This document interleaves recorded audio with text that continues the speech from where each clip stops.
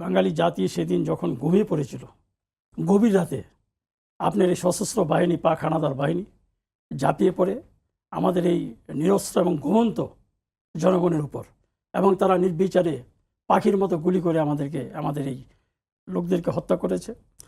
কারণ ঘুমের মধ্যে যখন আক্রমণটা হয়, অনেকে বুঝে উঠতেই পারে নাই, এর মধ্যে তো আপনার গুলিবিদ্ধ হয়ে মারা গিয়েছে।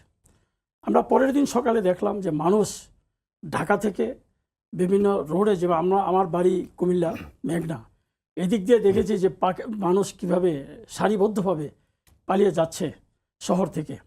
এখন সেদিনকের ঘটনা যারা দেখেছে প্রত্যক্ষভাবে, আপনার মানুষ বাঁচার জন্য যে কাকুতি করেছিল, কিভাবে তারা পালিয়ে যাওয়ার রাস্তাও খুঁজে পাচ্ছিল না।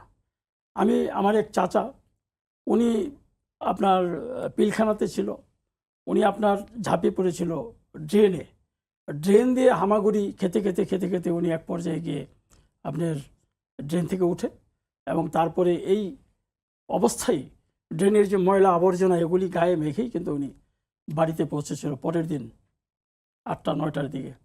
তো এই যে অবস্থাটা সেদিন পাকিস্তান বাহিনী যেটা করেছিল, আমরা তো সেটা ভুলে যেতে পারি না। এবং এই যে নির্মম হত্যাকাণ্ড আমার দেশের প্রতি করেছিল, আমার দেশের জনগণের প্রতি, সেটা ভুলার কোনো বিষয় নয়, এবং সেটা ভুলতেও পারবে না কেউ।